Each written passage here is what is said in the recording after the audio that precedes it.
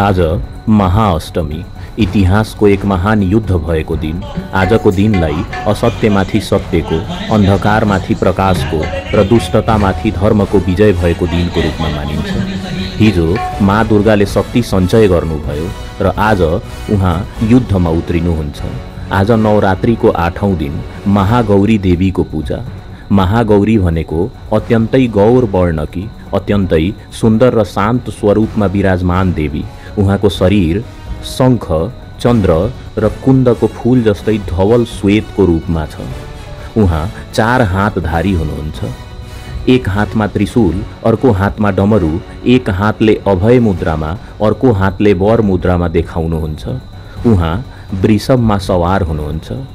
आउनुस् अब बुझौँ महागौरी देवी किन यस्तो रूपमा हुनुहुन्छ।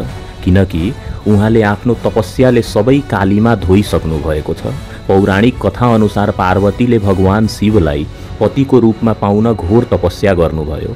हजारौं वर्षसम्म हिमालयमा खुल्ला आकाशमुनि वर्षा चिसो घाम सहेर उहाँले तपस्या गर्नुभयो। उहाँको शरीर कालो भयो, धुलोले ढाकियो, तर उहाँको सङ्कल्प अटल थियो। जब भगवान शिव उहाँको तपस्याबाट प्रसन्न हुनुभयो तब उहाँले पार्वतीमाथि गङ्गाको पवित्र जल खन्याउनुभयो र पार्वतीको शरीर चन्द्रमा जस्तै उज्यालो भयो। त्यसैले उहाँलाई महागौरी भनियो, महान गौर वर्णकी। त्यसैले यो मान्यता छ, जसले पनि सच्चा मनले आफूलाई शुद्ध पार्छ, आफ्नो भित्री अहङ्कार हटाउँछ, ऊ दिव्य ज्योति बन्छ। अब सुन्नुहोस् महिषासुरसँगको माता दुर्गाको त्यो महान युद्धको कथा। हिजो सप्तमीमा माँ दुर्गाले आफ्नो सबै शक्ति सञ्चय गर्नुभयो। आज अष्टमीको दिन उहाँ युद्धभूमिमा उत्रिनुभयो। यस युद्धको क्रममा पहिलो दिन युद्धको सुरुवात हुन्छ, जसमा महिषासुरले आफ्नो विशाल सेनासहित माँ दुर्गालाई चुनौती दियो। यो हेरेर माँ दुर्गा मुस्कुराउनुभयो र आफ्नो सिंहमा सवार भई युद्धभूमिमा प्रवेश गर्नुभयो। महिषासुरले पहिला आफ्नो सेनापति चिच्छुरलाई पठायो, तर माँ दुर्गाको सुदर्शन चक्रले तुरुन्तै उसको शिर काट्यो। त्यसपछि उदग्र, महाहनु, असिलोमा एक एक गरेर शक्तिशाली असुरहरू आए, तर सबैलाई माँ दुर्गाले पराजित गर्नुभयो। दोस्रो दिनको लडाईँमा महिषासुरको रूप परिवर्तन हुन सुरु हुन्छ। जब महिषासुरले आफ्नो सेना नष्ट भएको देख्यो, ऊ स्वयं युद्धमा उत्रियो। महिषासुरसँग एक विशेष शक्ति थियो, ऊ कुनै पनि रूप धारण गर्न सक्दथ्यो। पहिले ऊ विशाल भैँसीको रूपमा आयो। उसको सिंहले पहाडहरू उखेल्यो, खुर चाप्दा भूकम्प नै गयो। माँ दुर्गाले उसलाई आफ्नो पासले बाँध्नुभयो। त्यसपछि महिषासुर भैँसीको रूप छोडेर सिंहको रूपमा प्रकट भयो। माँ दुर्गाले आफ्नो तरवारले त्यो सिंहको टाउको नै काटिदिनुभयो। त्यसपछि ऊ मानवको रूपमा आयो र यसरी रूप परिवर्तन गर्दै कहिल्यै हात्तीको रूपमा र फेरि अन्त्यमा भैँसीको रूपमा ऊ आउँछ। र तेस्रो दिन जब महिषासुर फेरि विशाल भैँसीको रूपमा आयो, माँ दुर्गाले आफ्नो पैतालाले त्यसको शिरमा टेकेर उसलाई भुइँमा पछार्नुभयो।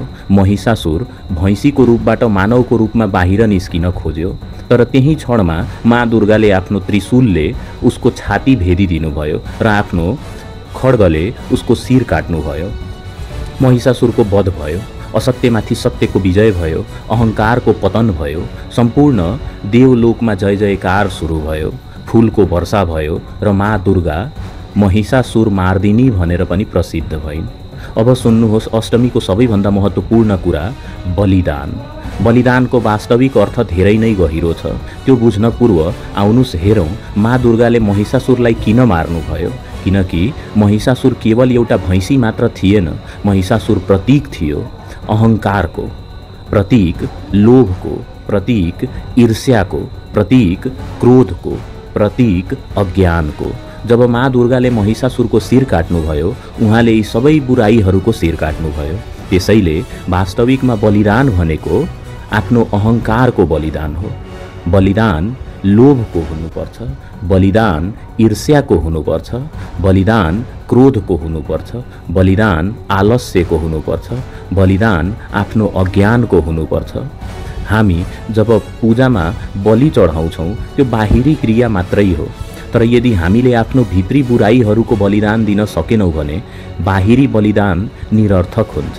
माँ दुर्गा त्रिशूल बोक्नुहुन्छ, किनकि त्रिशूलको पहिलो नोकले काट्छ हाम्रो तामसलाई, तामस जसमा आलस्य र अज्ञान पर्छ। दोस्रो नोकले काट्छ हाम्रो राजसलाई, जसमा लोभ, इच्छा र क्रोध बस्छ। तेस्रो नोकले काट्छ हाम्रो अहङ्कारलाई, जसमा म भन्ने भाव बस्छ। जब यी तीनवटा दुर्गुणहरू नष्ट हुन्छन् तब मात्र सत्वगुण उत्पन्न हुन्छ, जसमा शान्ति, प्रेम र करुणा बस्दछ। माँ दुर्गाले हामी सबैलाई शक्ति, साहस र सद्बुद्धि प्रदान गरून्। जय माँ दुर्गा।